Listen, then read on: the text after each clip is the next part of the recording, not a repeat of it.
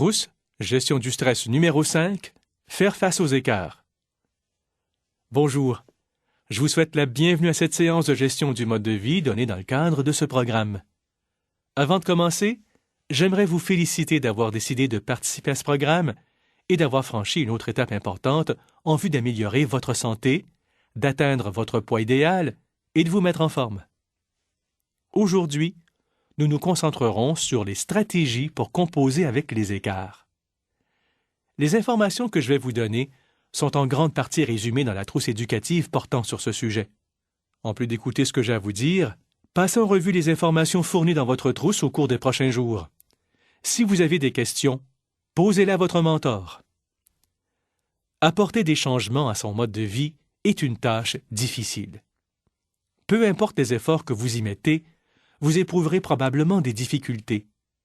Avez-vous mangé des aliments qui n'étaient pas prévus dans votre plan? Avez-vous cessé de faire de l'exercice durant un certain temps? Avez-vous pris une livre ou deux entre vos visites plutôt que de perdre du poids? Ces reculs sont ce que nous appelons des écarts, et tout le monde en a.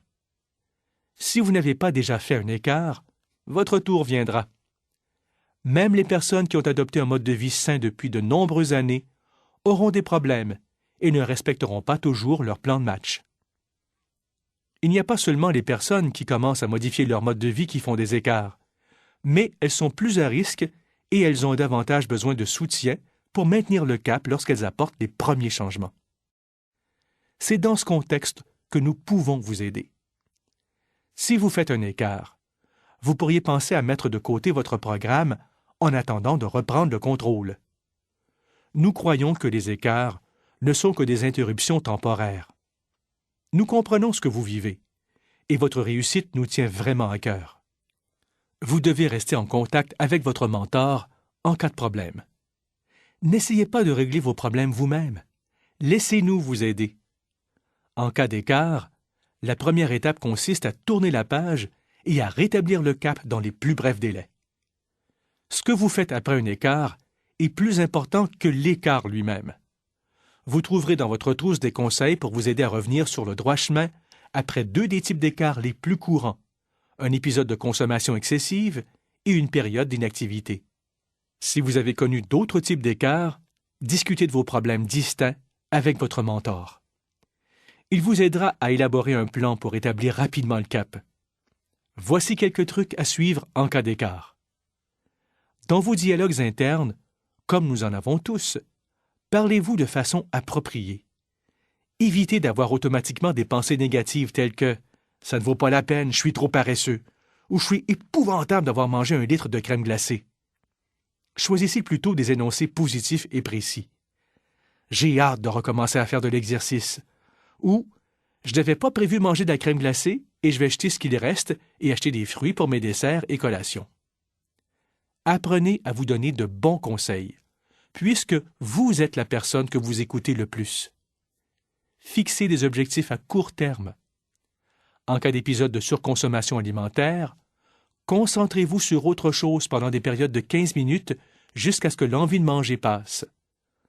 En cas de période d'inactivité, l'important est de recommencer à bouger. Essayez au départ de faire de l'exercice pendant au moins 10 minutes, puis augmentez graduellement la durée de vos séances. Élaborez des projets d'avenir. Planifiez votre prochain repas santé.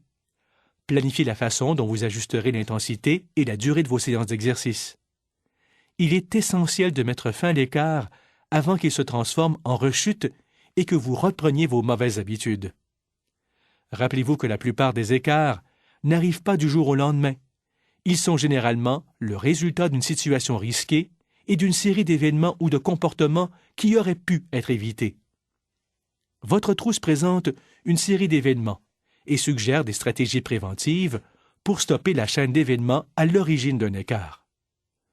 Consultez cette liste dans votre trousse et essayez de penser à au moins une autre stratégie préventive pour chacun de ces événements. Vous pouvez apprendre à repérer les situations très risquées dans lesquelles vous êtes plus susceptible de faire des écarts. En matière d'alimentation, les situations à risque sont généralement liées à votre entourage. En matière d'exercice, vous êtes plus susceptible de faire un écart si votre horaire est interrompu. Certaines situations à risque courantes sont énumérées dans votre trousse. Dans de nombreux cas, le simple fait d'être conscient de la situation est suffisant pour vous aider à éviter un écart. Vous trouverez dans votre trousse éducative des trucs pour vous aider à composer avec des situations à risque. Par exemple, si vous voyagez pour des raisons professionnelles, les voyages prolongés pourraient représenter pour vous des situations risquées. Lorsque vous faites vos réservations, choisissez une chambre d'hôtel avec une cuisinette pour pouvoir préparer vos propres repas.